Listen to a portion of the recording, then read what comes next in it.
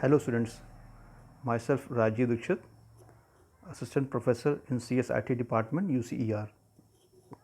This is my third lecture on the topic of irregular expressions. In the previous video, I have discussed how to convert a regular expression into a DFA. Okay. In this lecture, I will discuss how to convert a DFA into a regular expression. So, this is a reverse process of the last lecture. So, to convert a DFA into a regular expression, we have to first know a theorem which is very important in that respect, that is known as Arden's theorem. Okay. So, first we learn Arden's theorem and its proof, then by applying Arden's theorem, how to convert a DFA into a regular expression. We will solve some questions. Okay. Now, let us start. In the slide, a topic is equivalence of two regular expressions. So, if we know Arden's theorem, then we can use it to verify two regular expressions. Okay. So, this Arden's theorem will help us in simplifying the regular expressions. So, we can take help of Arden's theorem in solving this type of questions. So, first, what is Arden's theorem? According to this theorem, if there are two regular expressions, let us see capital P and capital Q be the two regular expressions over the same input set, that is sigma. Sigma is collection of input symbols. So, from sigma we can construct regular expressions. So, P and Q are regular expressions over sigma. So, if there is a regular expression R such that R is equal to Q plus RP.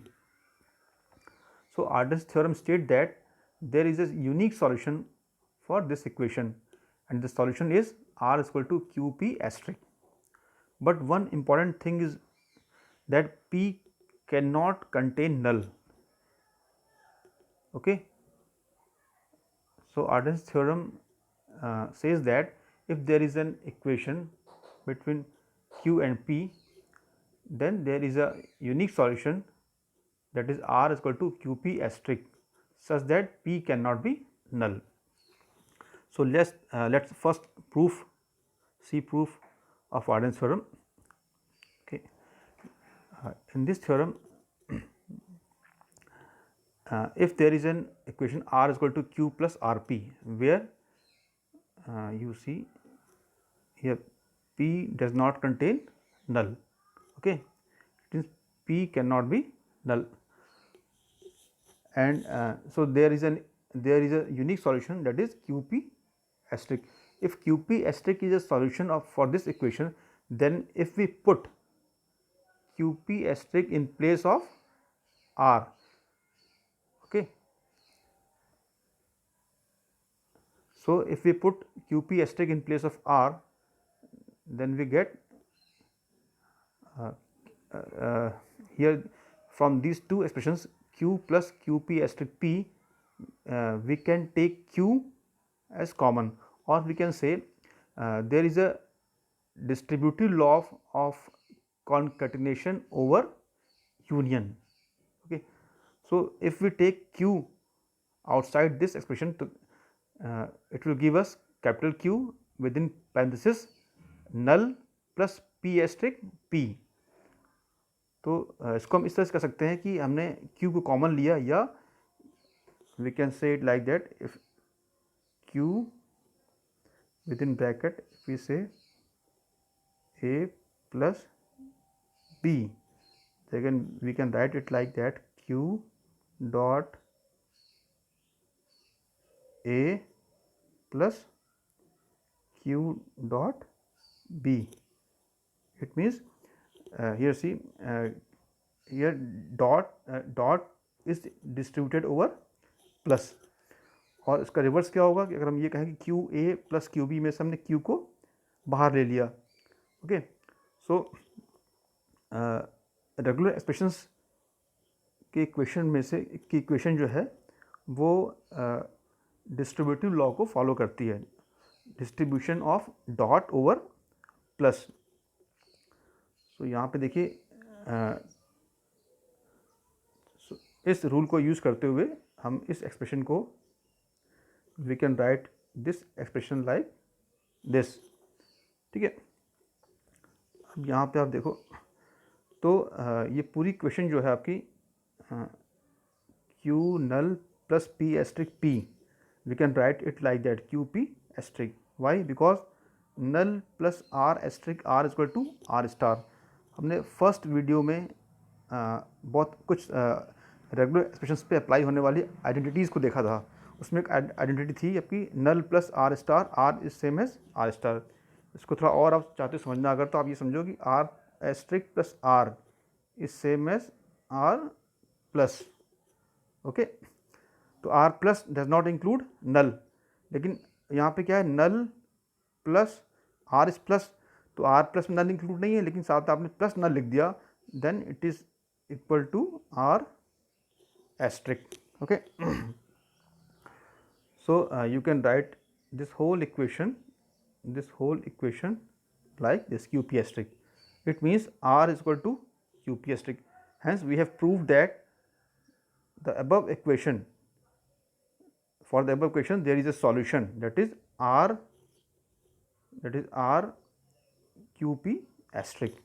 तो यहाँ पे तो proof कर दिया हमने कि R is equal to कि QP asterisk is a solution for the given equation, but it must be unique. ये यूनिक होना चाहिए। अब हमें ये प्रूफ करना है, okay.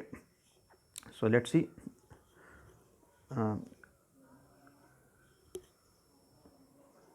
Q plus to prove that R is equal to QP asterisk is a unique solution, we will now replace left hand side, इस solution का जो लेफ्ट हैंड साइड है that is R, we can replace R by Q plus R P.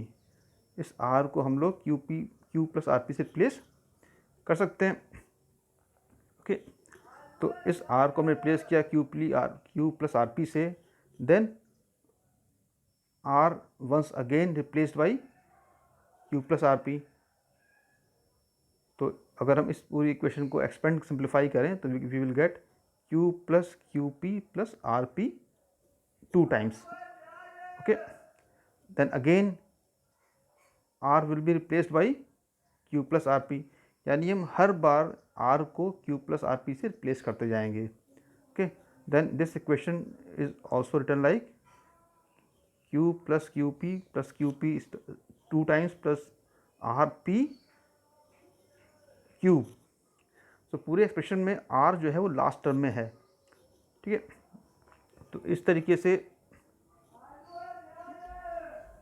आप इसको simplify करते जाएं, then thus if we go on replacing R by Q plus RP then we will get, हमें क्या मिल जाएगा। अब आप देखिए यहाँ पे इस पूरी इक्वेशन में Q plus RP is written like this by continuously replacing R by R को हम Q plus RP से बार बार रिप्लेस करते जाएंगे, तो हम इस तरीके से एक्सप्रेशन जनरेट कर सकते हैं। अब आप देखिए इस R जो लास्ट टर्म है इसको आप छोड़ दें, तो बाकी जो टर्म है जिसमें Q के साथ में P आया हुआ है, इस पूरे एक्सप्रेशन में हम Q कॉमन ले लें, या इसको हम ये कह सकते हैं कि by applying distributive law of concatenation over union, applying distributive law of concatenation over union in regular expressions we will get Q, ठीक है। तो हमें ये एक्सप्रेशन मिल जाएगा। अब इस पूरे एक्सप्रेशन को लिख सकते हैं हम इस तरीके से, यहाँ पे देखिए R इक्वल टू, ये पूरा एक्सप्रेशन आपका आ गया, for I greater than equal to 0, I can be 0 और more than 0, okay.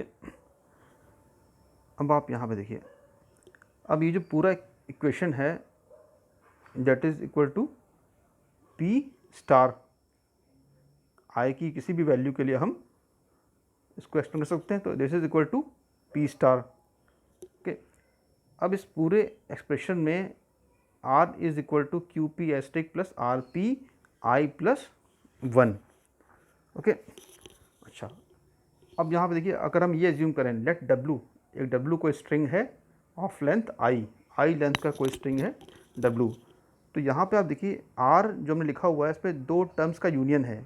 First term है QP asterisk plus RP I+1। तो जो सेकंड टर्म है इसमें P की पावर क्या है I+1। इसका मतलब P जो है उसका साइज़ हमेशा I से बड़ा होगा। इसका मतलब जो R जो कि दो टर्म्स का यूनियन है उसमें से जो सेकंड टर्म है वो हमेशा W, अगर हम W लेते हैं स्ट्रिंग लेंथ I का, तो वो इस टर्म के अंदर नहीं आ सकता क्योंकि RP I+1 is greater than I। तो जो हमने W स्ट्रिंग एज्यूम किया है वो इस सेकंड टर्म में तो नहीं हो सकता, it can not be in the second term. तो ये जो फर्स्ट टर्म है इसमें आ सकता है। ठीक है, तो इस लॉजिक के साथ में यहाँ पे देखिए logic in RP I+1 has no string of less than I+1 length, क्योंकि हमने एज्यूम किया कि कोई स्ट्रिंग W है जो कि उस R, क्योंकि R एक रेगुलर एक्सप्रेशन है तो इट विल जनरेट स्ट्रिंग्स। तो उसमें से एक स्ट्रिंग मैंने ले ली W जिसका साइज़ I है, तो वो सेकंड टर्म में यानी RP I+1 टर्म के अंदर वो स्ट्रिंग नहीं आएगी। इसका मतलब क्या हो जाएगा, स्ट्रिंग W है तो वो फर्स्ट वाली टर्म आ सकती है क्योंकि R is equal to union of two expressions. तो अगर फर्स्ट टर्म के अंदर है, ठीक है, the hence W is not in, यहाँ देखिए W is not in RP I+1, hence R and QP asterisk represent the same set. इसका मतलब R और QP asterisk represent the same set, क्योंकि इस एक्सप्रेशन के अंदर तो W हो नहीं सकता, तो बचा आपका remaining part QP asterisk. It means R is same as QP asterisk. Okay, यहाँ पे देखिए hence it is prove that R is equal to Q plus RP has a unique solution, यानी जब भी सॉल्यूशन मिलेगा वो सिर्फ क्या मिलेगा हमें, QP asterisk. Okay, so it is a proof for uniqueness of the solution. Okay, तो फिर से एक बार अगर हम आर्डेन्स थ्योरम को रिकैप करें तो आर्डेन्स थ्योरम क्या करती है, if two regular expressions are there P and Q where P can not be null, तो हम R को इस तरह लिखते हैं कि R equal to Q plus RP। अगर R कोई नया रेगुलर एक्सप्रेशन है जो इस तरीके से जनरेट हो रहा है Q plus RP, then R has a unique solution that is QP asterisk. ठीक है, तो इस थ्योरम का यूज़ करके हम बहुत इजीली अपने DFA को रेगुलर एक्सप्रेशन में कन्वर्ट कर सकते हैं। अब देखिए यहाँ पे दो रेगुलर एक्सप्रेशंस को सिंप्लीफाई किया गया है और प्रूफ करने के लिए कि बोथ आर सेम। तो इस पूरे proof this expression is same as this. ठीक है, तो यहाँ पे इसको प्रूफ करने के लिए हम जो रेगुलर एक्सप्रेशन की जो लॉज हैं जैसे commutative law, associative law, distributive law और आइडेम्पोटेंट लॉ, देन कुछ आइडेंटिटीज़ हैं, तो इनको यूज़ करके हम अपने दो रेगुलर एक्सप्रेशन के इक्विवेलेंस को चेक कर सकते हैं। तो इसको देखते हैं। तो हम लेफ़्ट हैंड साइड को लेके चलते हैं। तो लेफ़्ट हैंड साइड को अगर हम लेके चलें तो ये आपका लेफ़्ट हैंड साइड है। इसमें अगर आप देखें तो यहाँ पे हम जो टर्म आपका है 1 प्लस 0 0 एस्ट्रिक 1, वो दोनों टर्म में, यानी अगर इसको हम देखें तो ये दो टर्म्स का यूनियन है। First term plus A plus B के फॉर्म में लिखा हुआ है। ठीक है, तो A प्लस B में से अगर हम यहाँ देखिए 1 प्लस 0 0 एस्ट्रिक 1 को बाहर ले लें, यानी distribution of concatenation over union, तो अगर आप इस टर्म को ऐसे कॉमन फैक्टर लेते हो तो ये बाहर आ जाएगा, अंदर क्या बचेगा, नल प्लस दिस। तो ये आपका जो एक्सप्रेशन बचेगा, तो ये हमने 1 प्लस 0 0 एस्ट्रिक 1 बाहर ले लिया। ठीक है, जो अंदर का टर्म है it is written like that null plus R asterisk R. तो null plus R asterisk R is same as R asterisk null plus R asterisk R, और null plus R R asterisk is same as R asterisk. तो इस पूरे term को लिख दिया हमने। यहाँ पे देखिए ये तो आपने कॉमन लिया था और ये क्या हो गया अंदर आर एस्ट्रिक। ठीक है, तो 1 plus 0 0 asterisk 1 dot 0 plus 1 0 asterisk 1 का होल स्टार। ओके, अब यहाँ पे देखिए, अब जो हमें प्रूफ करना है उसको ध्यान में रखते हुए अगर हम देखें तो यहाँ पे देखिए, यहाँ पे एक एक्सप्रेशन 0 एस्ट्रिक 1 यहाँ पे देखिए 1 आ रहा है साथ में, 0*1। तो इस 1 के लिए आप यहाँ पे अगर ध्यान से देखें तो इस पूरे एक्सप्रेशन में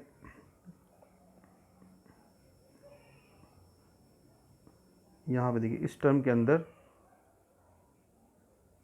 2 टर्म बचे, दोनों के बीच में कॉन्केटिनेशन है। इस पूरे टर्म के अंदर आप 1 बाहर ले लो अगर, तो 1 आप इधर बाहर किधर लोगे, क्योंकि ये देखिए 1 + 0 0*1, 1 यहाँ पे 0 0* के बाद आ रहा है, तो you can take common in right hand side.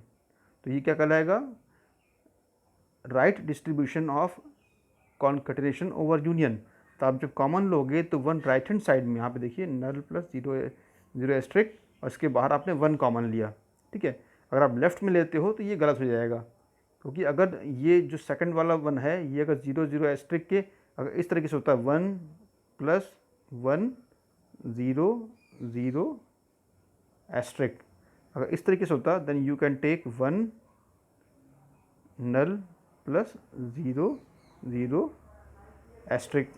यहाँ पे ये अलाउ था। लेकिन आपका जो एक्सप्रेशन है उसमें 1 बाद में है, ठीक है, तो 1 आपको राइट साइड में कॉमन लेना पड़ेगा। तो इस तरीके से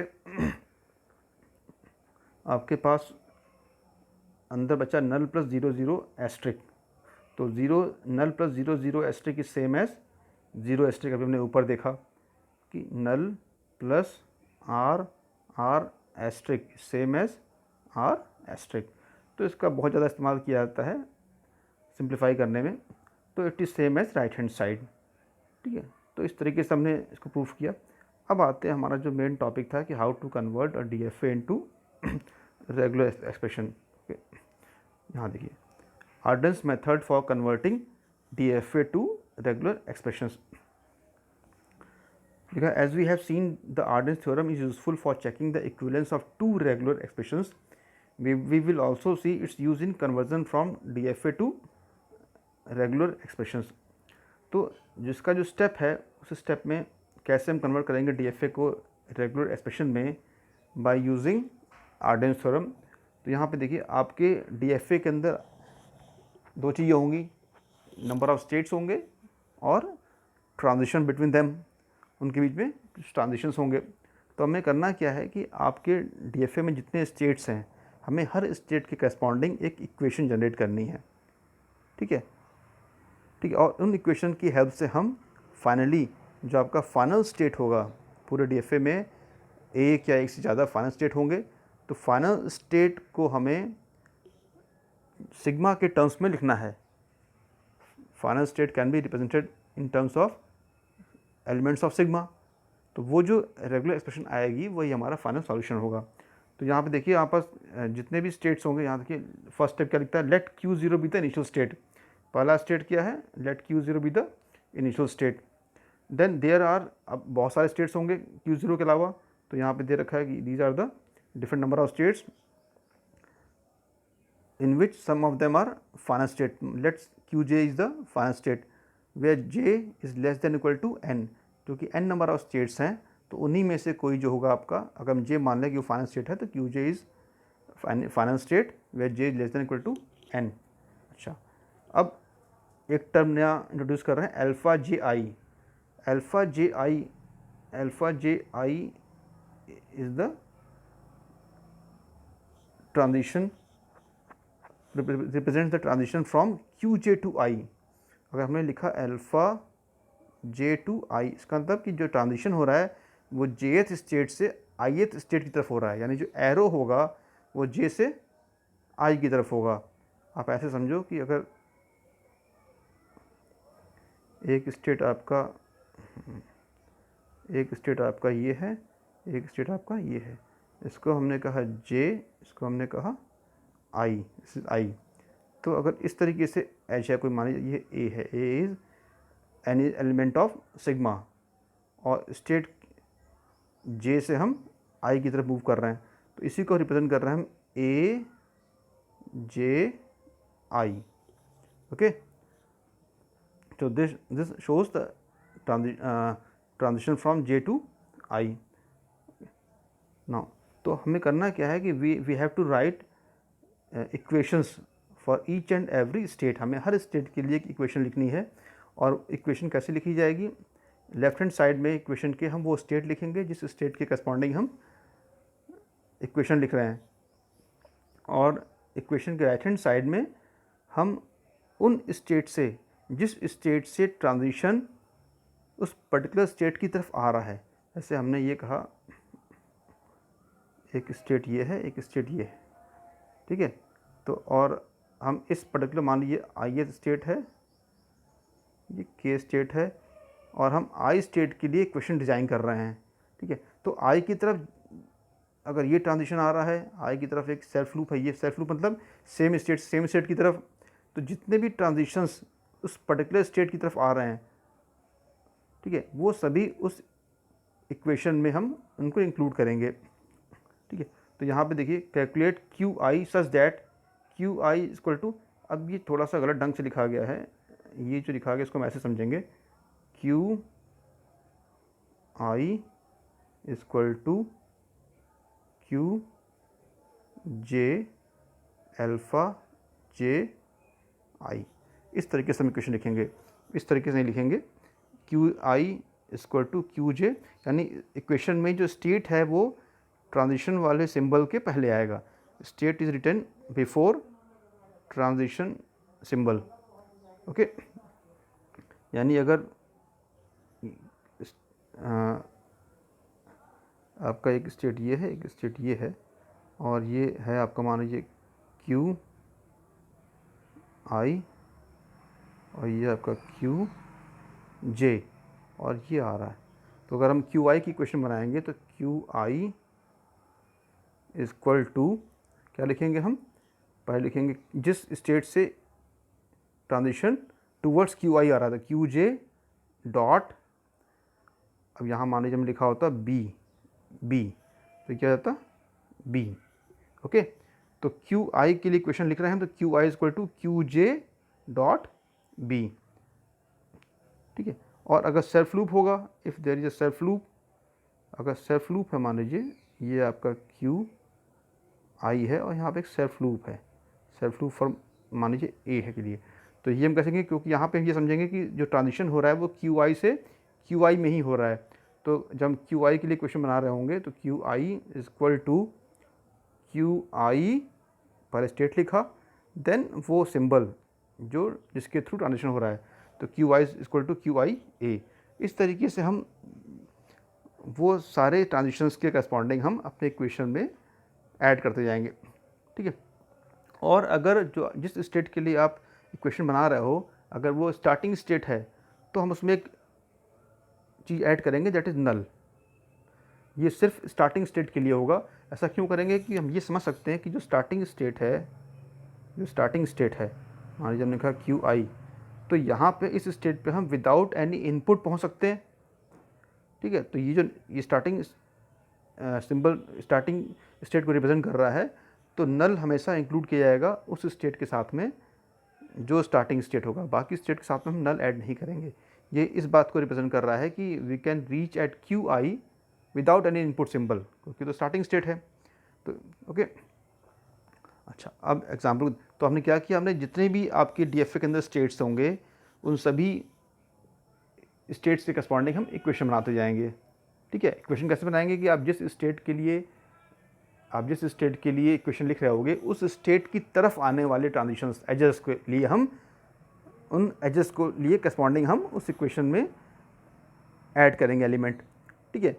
जो आउटवर्ड जा रहे हैं उस स्टेट से बाहर तो उनको ऐड नहीं करेंगे, जो इनवर्ड्स आ रहे हैं उन्हीं को ऐड करेंगे, ठीक है। और जो स्टार्टिंग स्टेट होगा उसमें हम एक एक्स्ट्रा एलिमेंट ऐड करेंगे, नल, ठीक। और फाइनली यहाँ पास इसका मतलब कि डीएफए में अगर 4 स्टेट हैं तो वी हैव 4 इक्वेशंस। अब उन 4 इक्वेशन को यूज़ करके हमें जो फाइनल स्टेट है, मान लीजिए फाइनल स्टेट आपका क्यू एफ है, तो क्यू एफ उन चारों को यूज़ करके हम सिंप्लीफाई करेंगे और क्यू एफ की वैल्यू निकालेंगे इन टर्म्स ऑफ सिग्मा। इसका अंदर जो क्यू एफ का जो एक्सप्रेशन निकल के आएगा फाइनल आंसर में, उसमें कोई भी स्टेट नहीं होना चाहिए, जो भी एलिमेंट्स होंगे वो सिग्मा के एलिमेंट्स होंगे। अगर सिग्मा के अंदर ए और बी हैं तो ए बी से बनने वाला रेगुलर एक्सप्रेशन होगा, उसमें से हमें स्टेट को एलिमिनेट करना। आप इसको ऐसे समझो कि जैसे आपने पढ़ रखा है कि how to solve simultaneous equations, तो जैसे आप इक्वेशन को सॉल्व करते रहो वैसे आपको सॉल्व करना है, और जो वेरिएबल्स हैं उनको हमें रिमूव करना है, ठीक है। और आपको एक स्टेट की वैल्यू, मान लीजिए आपको एक्स वाई जेड की इक्वेशन है तो आपको एक्स वाई और जेड की वैल्यू निकालनी है, ठीक है। तो वैसे यहाँ पे हम जो हमारे एक्स वाई जेड हैं वो क्या हैं, हमारे स्टेट्स हैं, ठीक है। तो जितनी स्टेट्स होंगी उतनी हमारी इक्वेशन बनेंगी, और उतनी इक्वेशन को सॉल्व करना है, और फाइनली हमें उस स्टेट की वैल्यू निकालनी है जो फाइनल स्टेट होगा। If there is more than one final state, तो अगर 2 फाइनल स्टेट हैं तो हम दोनों की वैल्यू निकालेंगे इन terms of elements of sigma, और बाद में दोनों का निकाल देंगे यूनियन। अगर मान लीजिए Q1 और Q4 ये 2 फाइनल स्टेट हैं तो last term Q1 plus Q4 जो आएगा वो हमारा हो जाएगा regular expression for the given DFA। अब यहाँ पे देखते हैं, पहले बहुत छोटा एग्जांपल रखा गया है। मान लीजिए एग्जांपल लिया हमने, एक सिंगल स्टेट है Q0, तो इस स्टेट के अंदर जो भी ट्रांजिशन है वो Q0 से Q0 में ही है। तो इसकी जो क्वेश्चन, एक ही क्वेश्चन बनेगी, और इसमें एक स्टेट है तो एक इक्वेशन बनेगी। तो इक्वेशन क्या बनी यहाँ पे, Q0, इक्वेशन देखिए, इक्वेशन क्या है Q0, और यहाँ पे देखिए, तो इस इक्वेशन में Q0 पे 2 ट्रांजिशंस हैं, एक 0 के लिए, एक 1 के लिए। तो Q0 लेफ्ट हैंड साइड में और राइट हैंड साइड में Q0 स्टेट है और Q0 स्टार्टिंग स्टेट है, और फॉर सिंबल 0 के लिए एक ट्रांजिशन हो रहा था Q0.0 प्लस Q0.1, क्योंकि 2 ट्रांजिशन हो रहे हैं, एक 0 के लिए, एक 1 के लिए, और चूँकि स्टार्टिंग स्टेट है तो हमने नल इंक्लूड किया हुआ है। तो ये आपकी क्वेश्चन बनी। अब इस इक्वेशन में देखिए आपके पास राइट हैंड साइड में Q0 का टर्म आ रहा है, बाकी 0 है, 1 है और नल है। तो 0 1 से हमें कोई आपत्ति नहीं है, लेकिन जो Q0 है, इस Q0 को हमें राइट हैंड साइड से रिमूव करना है, तभी जो पूरा एक्सप्रेशन होगा वो हमें, उसको हम बोलेंगे this is the regular expression for the given DFA। अब Q0 रिमूव करने के लिए हम यूज़ करेंगे आर्डेंस थ्योरम। तो अगर आप इसको देखो तो Q0, पहले तो आपने इस पूरे एक्सप्रेशन में से Q0 कॉमन लिया, तो ये हो गया Q0 विद इन ब्रैकेट 0 + 1, ठीक है। तो यहाँ पे क्या है, that is distribution of concatenation over union, plus ये नल बचा। अब आप देखिए, अगर ध्यान दें आप, तो आर्डेंस थ्योरम क्या कहता था कि if R equal to Q plus R P, where P can not be, P null नहीं हो सकता, ठीक है। Q कैन बी नल, तो आप यहाँ पे देखिए, तो R की जगह पे क्या है, R is same as Q0, ठीक है। एंड यहाँ पे देखिए Q, क्योंकि P कभी नल नहीं सकता, तो Q is null second term, और ये टर्म हो गया आपका RP की तरह काम करेगा ये, ठीक है। तो इसमें ये हो गया आपका, this is R, this is equal to RP plus Q, ठीक है। तो ये क्वेश्चन बनी आपकी। अब इसमें अगर आप आर्डेंस थ्योरम अप्लाई करोगे तो आर्डेंस थ्योरम का सॉल्यूशन क्या था, सॉल्यूशन था आपका R equal to Q P asterisk. तो यहाँ पे Q क्या था, Q था आपका नल, और P क्या हो गया, 0 + 1। तो इसका सॉल्यूशन क्या बनेगा, Q0 is equal to QP asterisk, तो Q is null, P asterisk क्या है आपका, 0 + 1 एस्ट्रिक, ओके। अब आप देखिए, तो आर्डेंस थ्योरम को हमने अप्लाई किया तो फाइनली आपको क्या मिल गया, नल दैट इज Q, और P क्या था, 0 + 1 एस्ट्रिक, ठीक है।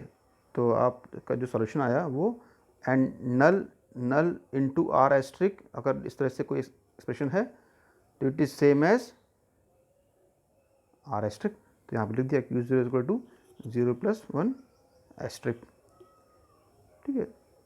Since Q is final state, क्योंकि Q0 फाइनल स्टेट है, देन तो ये हमारा क्या हो गया, this is final regular expression. ये क्या हो गया, ये हो गया आपका फाइनल रेगुलर एक्सप्रेशन। क्योंकि इस क्वेश्चन के अंदर सिर्फ एक ही स्टेट था, तो हमने एक इक्वेशन बनाई, और उस एक इक्वेशन में हमें राइट हैंड साइड पे जो स्टेट था हमें उसको रिमूव करना है। तो हमने आर्डेंस थ्योरम का यूज़ किया, और हमने राइट हैंड साइड में जो स्टेट आ रहा था उसको हमने रिमूव कर दिया। तो जो रिमेनिंग एक्सप्रेशन बचा उसमें सिर्फ सिंबल सिग्मा के एलिमेंट थे, और क्या थे वो 0 1 के एलिमेंट्स थे, बाकी स्टेट हमारा हट गया, ठीक है। सेकंड क्वेश्चन देखिए, इसमें 3 स्टेट्स हैं, 3 स्टेट में क्या है, Q0 Q1 और Q2। फाइनल स्टेट्स में दो हैं, एक फाइनल स्टेट है हमारा Q0 and one final state is one Q0 and second is Q1, ठीक है। तो so we have two final states और तीन आपके पास स्टेट्स हैं और दो फाइनल स्टेट्स हैं, ठीक है। तो हम यहाँ पे तीन इक्वेशन डिज़ाइन करेंगे, one for Q0, then for Q1, then for Q2, ठीक है। अब यहाँ पे देखिए जो इक्वेशन डिज़ाइन करनी है हमें,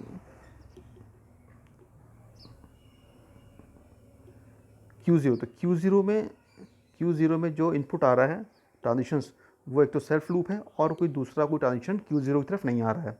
तो हमने क्या लिखा है यहाँ पे देखिए, Q0 equal to Q0 dot zero, क्योंकि जीरो के लिए ट्रांजिशन हो रहा है और सेल्फ लूप है, और नल क्यों ऐड किया, क्योंकि ये इनिशियल स्टेट है, ठीक है। देन अगला इक्वेशन क्या है, Q1। तो Q1 में अगर आप देखें तो यहाँ पे जो ट्रांजिशंस टुवर्ड्स Q1 आ रहे हैं वो दो ट्रांजिशंस हैं, एक Q0 से आ रहा है और एक Q1 पे सेल्फ लूप है। तो we can right Q1 as Q0 से मूव कर रहा है ट्रांजिशंस Q1 की तरफ, तो Q0 डॉट 1, और दूसरा सेल्फ लूप है दैट इज़ फॉर 1, तो Q1 डॉट 1। नेक्स्ट आपका Q2 स्टेट है, तो Q2 स्टेट के लिए Q2 में देखिए तीन ट्रांजिशंस हैं।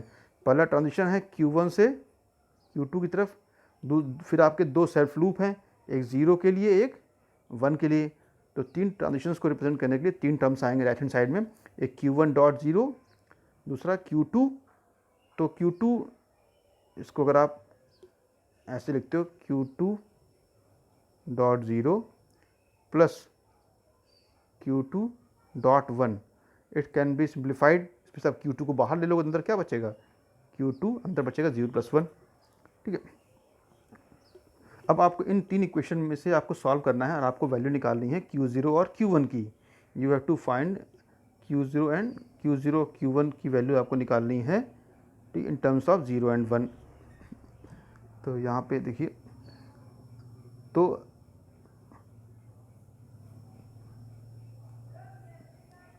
लिखा हुआ है देखिए, since final states are Q0 and Q1, we are interested in solving Q0 and Q1। तो Q0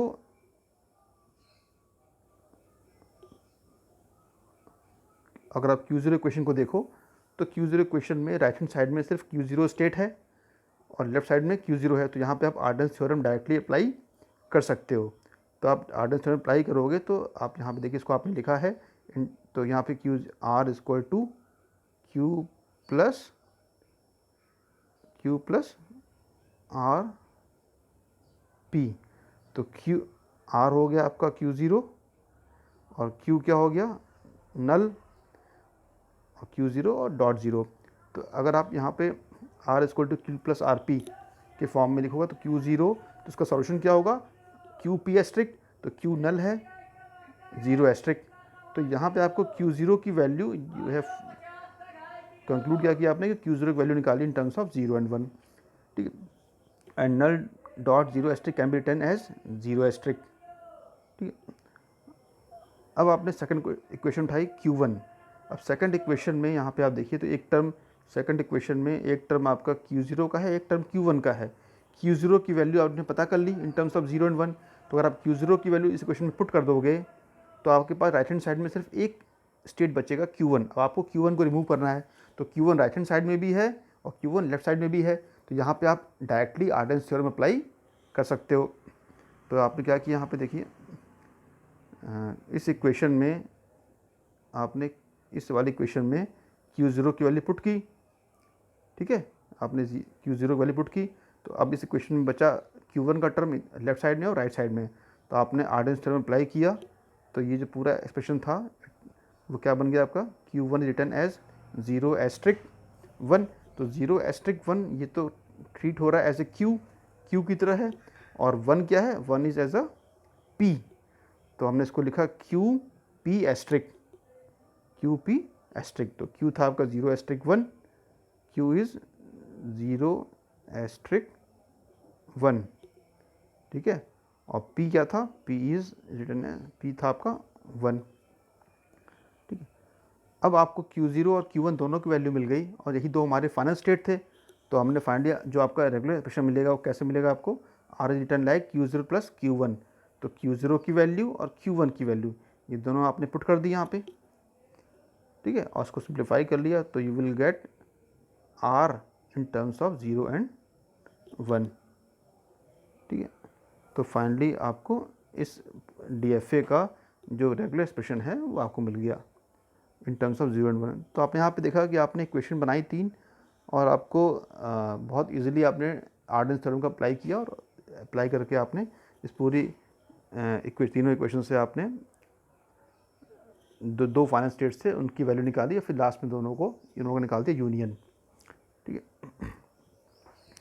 थर्ड एग्जांपल देखिए, in this example we have 4 states Q0, Q1, Q2 and Q3, okay, but there is only one final state, that is Q0. So we have interested in finding the value of Q0 in terms of 0 and 1, ठीक है।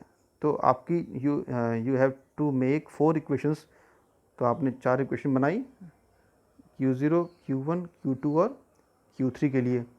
इन चारों equation में आपको finally Q0 की value निकालनी है इन terms of 0 and 1, ठीक है। तो यहाँ पे आपने देखिए, तो जो फर्स्ट इक्वेशन है, फर्स्ट इक्वेशन में आप Q1 और Q2 यहाँ पे देखिए, अगर आप इस क्वेश्चन में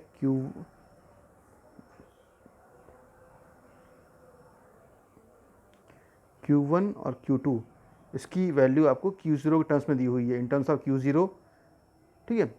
अब आप फर्स्ट इक्वेशन में Q1 और Q2 की वैल्यू अगर आप पुट करते हो सेकंड थर्ड इक्वेशन से, तो फर्स्ट इक्वेशन जो आपकी है, इस फर्स्ट इक्वेशन में लेफ्ट हैंड साइड में मिलेगा Q0 and you will get terms of Q0 in right hand side of the equation, क्योंकि Q1 और Q2 का आपने सब्स्टिट्यूट किया इन दोनों से।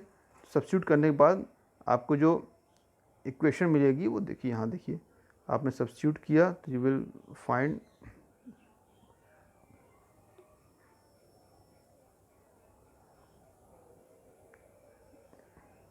यहाँ पे देखिए आपको ये Q0